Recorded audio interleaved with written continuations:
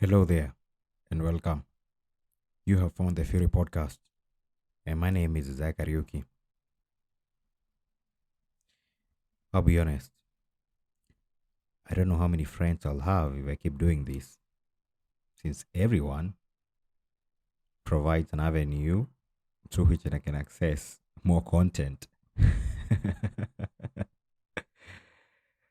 and Today I thought of talking about the meaning instinct, as so it's called. Uh, it's a class in psychology, psychiatry. I don't know. But anyway, there are different schools, so to speak. I don't know, Adler had the will to power. You have Freud with the will to pleasure. We are just here to have sex and or not, which kind of makes sense. It's reproduction 101. We are replication and survival animals. And now you have the third one, with this the guy who wrote the book Maps to Meaning, not Maps to Meaning, Victor Frankl.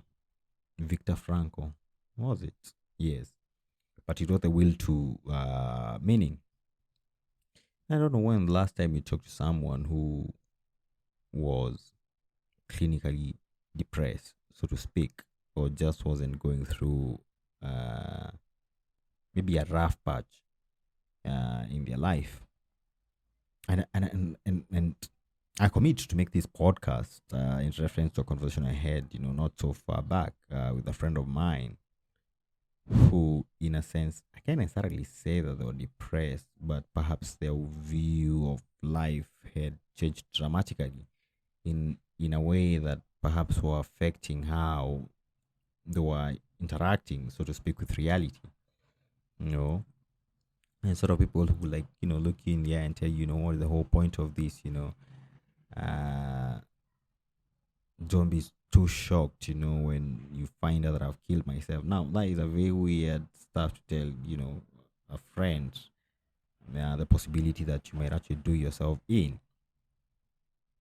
Now, that clear is an indicator of something, not going right. You have to think about it, rationally. Is not, what would I say? Let's just say that coming from your friend, perhaps an indicator that there's a conversation you should be having with them. But anyway, we were having this back and forth, just what this life is about, and what is the whole point of it. And to a sense, it kind of makes sense. What is the whole point of doing this? So you're born, you go to school, you get a job, then you start a family. You keep, doing this thing to a finite end, and then you're dead. And in a sense, it kind of makes sense not to see the whole point in it. It's so past defined in a sense, and the eventuality perhaps informs on what you should do, right away. And such a thing as suicide perhaps is not talked of, that often.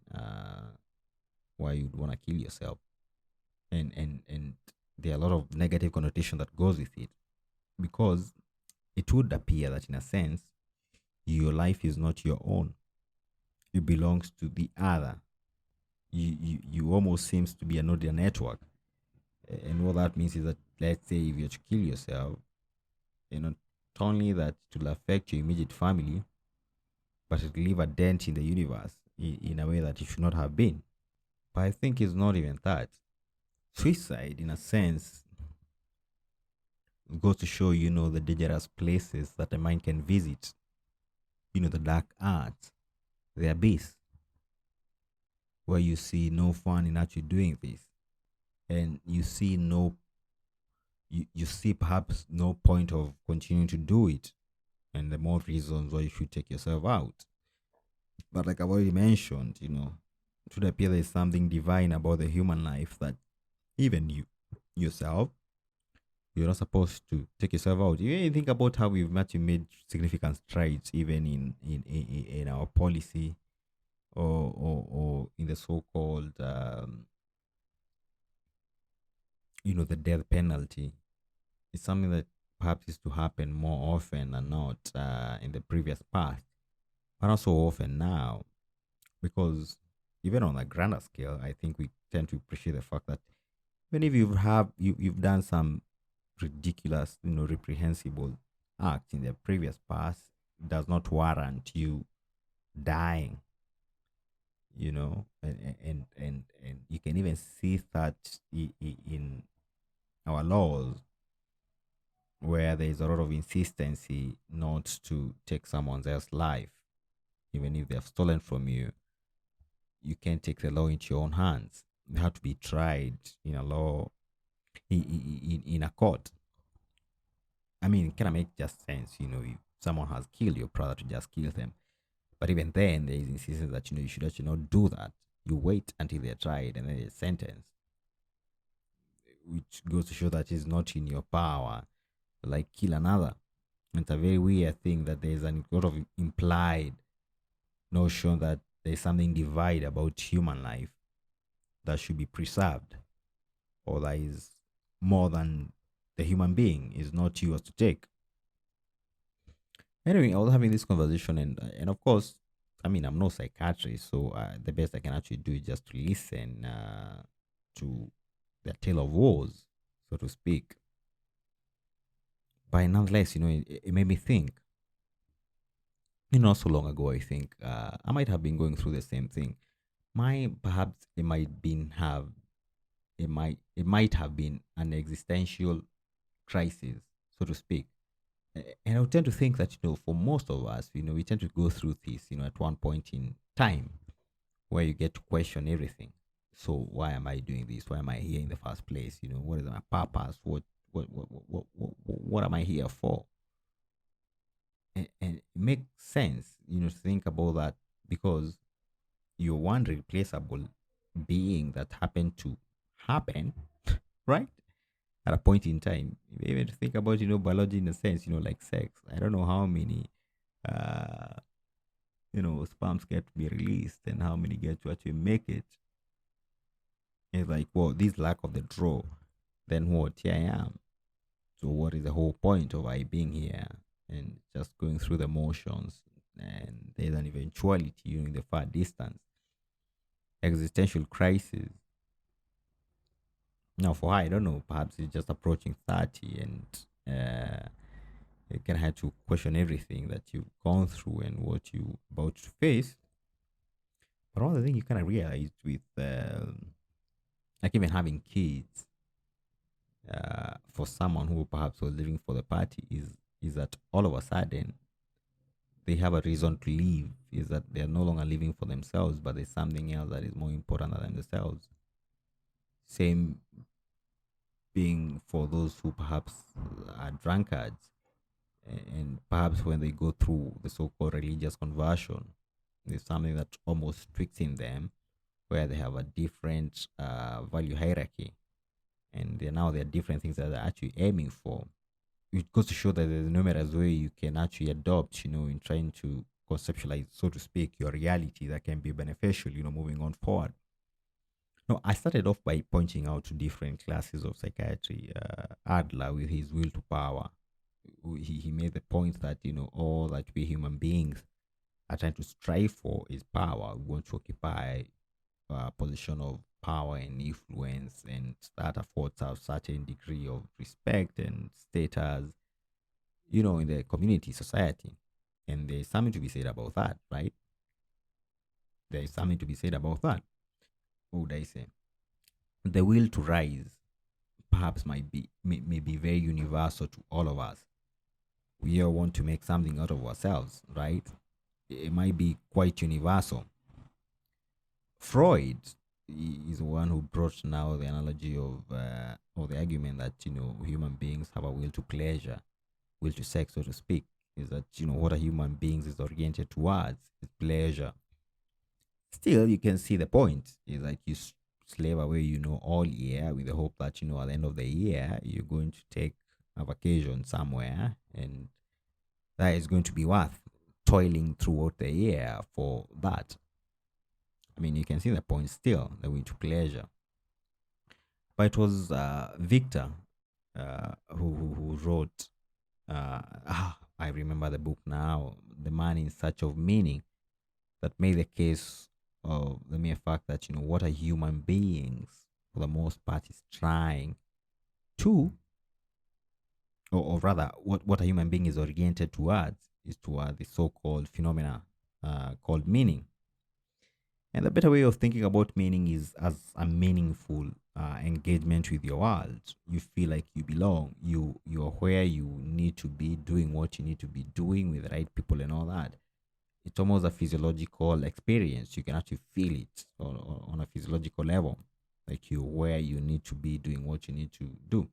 And one of the things you realize about meaning, the easiest way to come close to this phenomena is once you lose your job.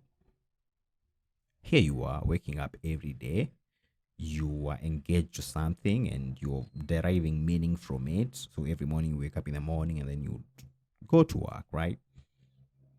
Now you think of it as just work. It's something you do that you do not necessarily wouldn't do if you weren't getting paid.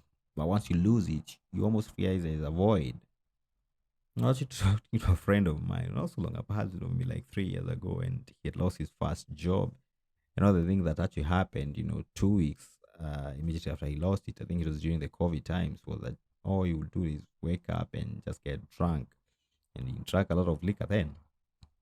And you were telling me that there was almost a sense of emptiness that he felt that wouldn't go away. And it goes to show that it's really not something that you can dispense of casually. We oriented towards something, and most of us maybe derive this meaning from our employment, our work, and one is taken away, there's a void that now you actually have no idea, even not that. Think about even what happens on weekends, uh, and that you are going somewhere, you engage somewhere from Monday to Friday or Saturday, and then on Sunday, perhaps you're not going to church. There's almost like an empty day there, and you just lying on your sofa eating Cheetos. We're watching I don't know, latest episode of 365 days. Yeah, you have some kink in you. Yeah, it's almost a sense of an emptiness that you feel.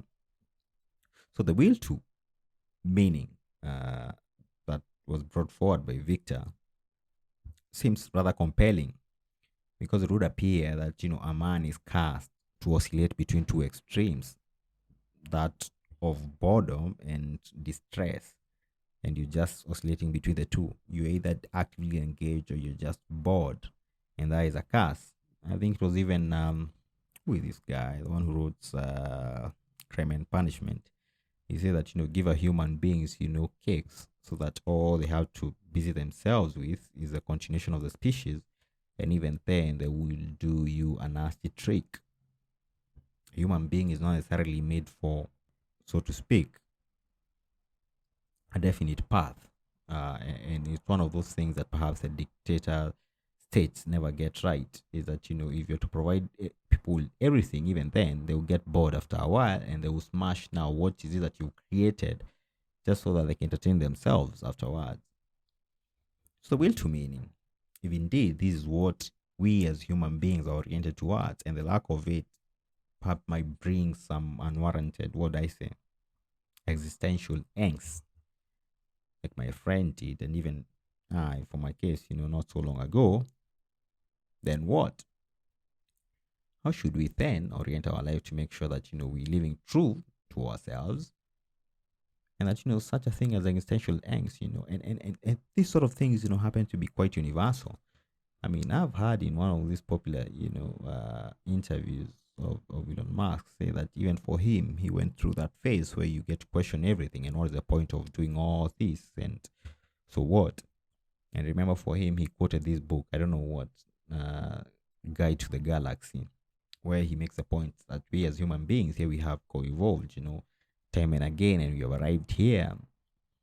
And the mere fact that we question where we are going is more important than the answers we might get. Which again goes to show that there is no point of life or meaning. You make it as you move along. You make it. If it works for you. There is no definite answer, because if it was to give you my meaning of life, you'd ask why that is the case for me. It would just be this endless questioning of why that, why this.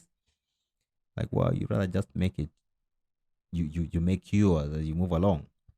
But one of the most insightful things I might have heard, of someone making a commentary of this will to meaning, was Jordan Peterson. And was making the case that one of the ways, like those three wise men who was trying to find Jesus, and they had like the three stars. He makes a very interesting point, and this is worth mentioning here, that of interest. The mere fact that you'll never find almost, two people who have similar interests, or they fit nicely into what it is that they're attracted to or interested in. And he makes the case that, one of the things that you can try to do is to pay attention to your interest. What is it that you're interested in? Because those are almost like your stars. You're the wise man, in the desert, in the wild, and you're following the three stars to guide you to baby Jesus.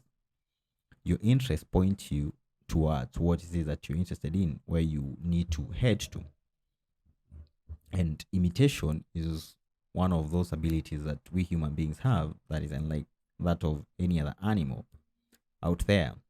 We imitate. Perhaps that is why we're obsessed with movies. We act out, other people acting out their lives. And so, if you're to say, for instance, see a character and you get attracted to that, it's almost like an indicator of what you would like to be in the future, because we highly imitational. We are social creatures. We copy a lot. It's mimetic desires through and through. And in a sense, if indeed what a human being is oriented towards is the will to meaning, he is trying to have an active engagement with the world, then it's worth thinking about your interest. What is it that is drawing your attention? That is a clear indicator. It's like you're almost walking on a path. You don't know where the path leads. So how do you know you're walking on the path that you should be walking on? Well, perhaps it's good to pay attention to your interest. What is it that you're interested in? What kind of people are you attracted to? They're a clear indicator of what is pulling. It's almost like you're feeling the pull. And you have to surrender to it in a sense. Because, I don't know, going against it, it's quite hard nonetheless. And so, we never got anywhere with the conversation with a friend about, what should happen. These sort of things, if you aren't trained to perhaps counsel someone, it's good to just listen to them. And I've taken that, to heart. It's not so obvious that, when people are explaining to you their tale of woes of just what is not going right in their life, that should give them any solutions. And it's good to show that, even in the case of like knowledge or wisdom, they say that how we human beings tend to learn is through the so-called construct. We construct our reality as we move along, meaning that I can always help you to find it within yourselves by trying to map out your own experience with what is it I'm trying to tell you. And so the best thing you can actually do for such a person who is trying to engage you, just trying to tell you what is not going wrong, what is not going right in their life, is just listen to them. And so for me, I did the very best I could. Listen. But nonetheless, it made me think about this, will to meaning. It is not something that can just be dispensed with. It is real. It is a physiological phenomenon. You want to find yourself doing what you need to be doing at the right time with the right people and all that. If it can happen, then that's good. And one of those, you can actually find out what you need to be doing and try to pay attention to your interests. I don't know what you think. I just thought of sharing that. Anyway, that's the meaning instinct for you. See you on the next one. Ciao.